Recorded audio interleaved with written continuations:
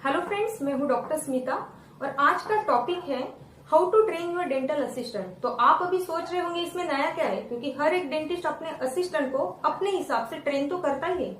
But आज मैं कुछ ऐसे पॉइंट्स बताने वाली हूँ जिससे आपके असिस्टेंट डेंटल इंस्ट्रूमेंट और डेंटल मटेरियल्स को लेके कम से कम गलतियां करे या कम से कम खर्चे करे, जिससे आपके ओवरऑल क्लिनिक के एक्सपेंसेस कम हो जाए और अल्टीमेटली आपका क्लिनिक का जो मंथली रेवेन्यू वो बढ़ जाए। मैं हूँ doctor Smita Smith smile dentistry में आपका स्वागत है। तो आइए शुरू करते हैं। डेंटल असिस्टेंट का minimum education at least 10th plus होना चाहिए ताकि वो थोड़ी बहुत इंग्लिश बोल सके, तभी तो आपको असिस्ट करते वक्त आप जो भी डेंटल इंस्ट्रूमेंट या मटेरियल उसे मांग रहे हो उनके नाम पढ़कर वो आपको दे सके। उसका एप्रन हमेशा क्लीन होना चाहिए, बाल बंधे हुए होने चाहिए और सबसे इम्पोर्टेंट बात, पेशेंट से बात करते वक्त हमेशा पोलाइटली बात करनी चाहिए। फिर बारी आती है जब पेशेंट चेयर पे बैठते हैं तो पेशेंट को समझ में ही नहीं आता है कि कहाँ कैसे बैठना है। जो patient first time dental operatory में आता है, बहुत बारी पेशेंट डेंटल स्टूल पे बैठ जाते हैं। जब हम कहते हैं आप डेंटल चेयर पे बैठ जाइए और हम यहाँ ग्लव्स मास्क पहन रहे होते हैं, तब पेशेंट डेंटल स्टूल पे बैठ जाता है जहाँ डेंटिस्ट बैठते हैं। तो डेंटल असिस्टेंट को पेशेंट को गाइड करना है कि डेंटल चेयर पे कैसे बैठना है। जहाँ बैक रेस्ट है वहां पेशेंट की बैक आनी चाहिए, जहाँ हेड रेस्ट है वहां पेशेंट का हेड आना चाहिए। ये असिस्टेंट को पेशेंट को सिखाना है।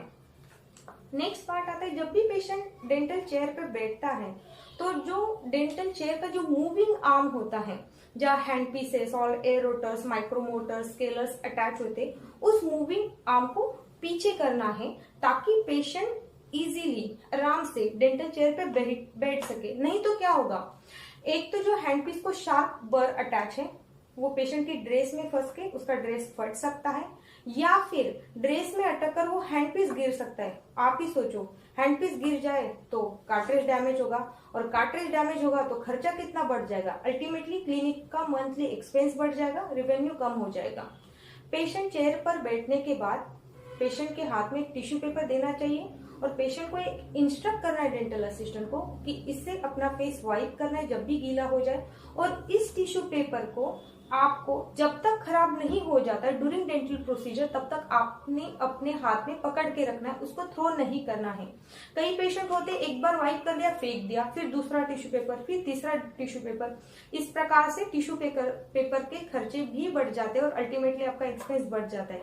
आप बोल रहे होंगे टिश्यू पेपर से क्या खर्चे बढ़ेंगे मैम, लेकिन तो टिश्यू पेपर एंड जो ग्लासेस होते हैं जिसमें हम पेशेंट को माउथ रिंस करने के लिए माउथ वॉश देते हैं, वो भी तो एक्सपेंसेस में आते हैं।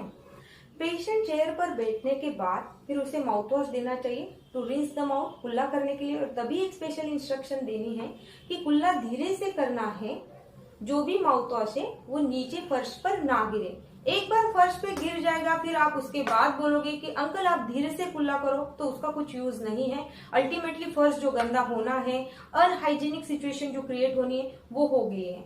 नेक्स्ट इंस्ट्रक्शन होता है रिगार्डिंग हैंडपीसेस। हैंडपीसेस तो डेंटिस्ट की जान होती है, उन्हें एवरीडे जब क्लिनिक क्लोज करते तो ऑयलिंग किया जाना चाहिए। ऑयलिंग कैसे करना है हैंडपीसेस को, उसके बहुत सारे वीडियोस भी आते हो, आप उनको दिखाइए। And the handpiece should be kept vertically facing downward in one glass overnight and next day morning उस हैंडपीस का एक्सेस ऑयल जो है वो रिमूव करना भी जरूरी है। तो जब डेंटिस्ट आते हैं उसके पहले 10-15 मिनट डेंटल असिस्टेंट को क्लिनिक में आना है, कंप्रेसर ऑन करना है और वो हैंडपीस को रन करना है ताकि एक्सेस ऑयल निकल जाए।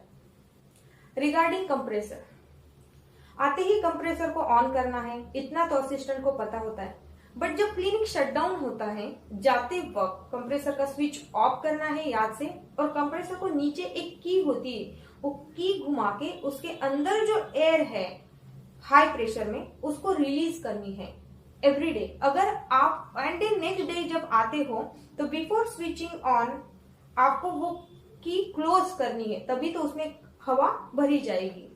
ये क्यों करना है, अगर आप बहुत लॉन्ग टाइम के लिए वो हवा अगर रिलीज करते ही नहीं हो तो इतनी अंदर ज्यादा प्रेशर होती है, उसकी वजह से पता नहीं वाटर बबल्स क्रिएट हो जाते हैं। आप देखो कि बहुत दिनों के बाद अगर आपकी रिलीज करते हो तो पूरा रस्टेड वाटर नीचे निकलता है, ऑरेंज ब्राउन कलर का पानी नीचे से निकलता है कंप्रेसर के। दैट मीन्स अंदर पूरा कंप्रेसर रस्ट हो जाता है और ये हवा अगर हाई प्रेशर वाली निकाली नहीं जाएगी तो जो भी रस्ट पार्टिकल्स है उसकी वजह से जो पूरी एयर ट्यूबिंग होती है वो खराब हो जाएगी।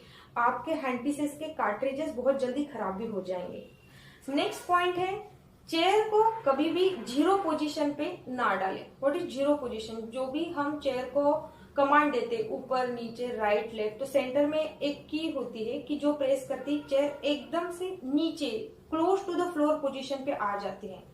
फॉर एग्जाम्पल, अगर आप कोई पेशेंट पे एक्सट्रैक्शन कर रहे हो और वो भी स्टैंडिंग पोजीशन में, chair is at very high level and आप असिस्टेंट को बोलते हो कि वाइंड अप करो, देन वो जीरो पोजीशन पे चेयर को कमांड देती है।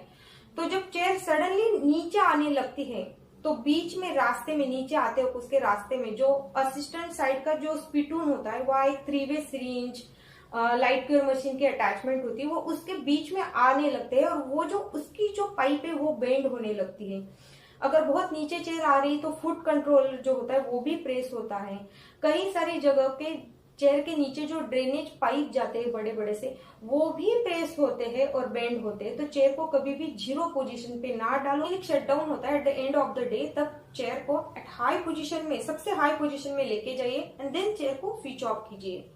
उसकी वजह से क्या होगा, जो भी स्पिटून में आप एंटीसेप्टिक वाटर रिंस डालते हो, उससे जो ड्रेनेज का जो पाइप है उसमें फंसा हुआ दिन भर का जितना भी कचरा होगा वो निकल जाएगा और आपको जो स्पिटून में बैड स्मेल नहीं आएगी। Regarding X-ray unit, dental assistant को एटलीस्ट पेशेंट का राइट और लेफ्ट पता होना चाहिए। कई बार होता है पेशेंट बोलता है मेरे राइट साइड में पेन है और असिस्टेंट जो एक्सरे यूनिट का मूविंग आर्म है, जिस साइड कोन होता है, वो लेफ्ट से मूव करके लाती है। तो पेशेंट डर जाता है, मेरे तो राइट में पेन है और आप लेफ्ट साइड में क्या कर रहे हो, ऐसे वाला सिचुएशन क्रिएट हो जाता है, हमारा ही इंप्रेशन खराब हो जाता है। तो इसलिए राइट और लेफ्ट उसको बिल्कुल पता होना। पॉइंट है, अगर जिनके पास आरबीजी है तो उनके लिए सेंसर बहुत अहमियत रखता है, वो बहुत कॉस्टली भी होता है। आप असिस्टेंट को पहले ही बोल के रखिए कि जो कॉस्टली चीजें वो कभी भी गिरनी नहीं चाहिए। सेंसर अगर गिर जाता है हाथ से आरबीजी का, तो ये मैंने बहुत कम बार ही सुना है कि वो रिपेयर हो सकता है। मैक्सिमम टाइम तो उसे रिप्लेस करके नया ही ऑर्डर करना पड़ता है एंड अल्टीमेटली आपका जो मंथली जो एक्सपेंस है वो बढ़ जाएगा। अगर आपका सेंसर खराब हो जाता है और आपने नया ऑर्डर किया है, आने में उसको टाइम है, तो उतने टाइम पीरियड के लिए आप क्या करोगे? तो आपके पास बैकअप के लिए जो ओल्ड मेथड है, ब्लैक बॉक्स जिसे हम कहते हैं, छोटे छोटे डिब्बे होते हैं जिसमें डेवलपर फिक्सर होता है, वो हमेशा बैकअप के लिए होना ही चाहिए। अगर माउथ मिरर वॉश करते वक्त असिस्टेंट से उस पर स्क्रैचेस आ जाते हैं, then it becomes very difficult for dentist to work in indirect vision. तो आपको असिस्टेंट को एक स्पॉन्ज देना चाहिए, चाहे तो आप उसे राउंड शेप में कट कर दीजिए ताकि उसी स्पॉन्ज से असिस्टेंट माउथ मिरर को वॉश करे। सेकेंड थिंग, बर्स हमेशा वॉश करते वक्त या अटोकलियों को लगाते वक्त बर वॉशर में ही डालें।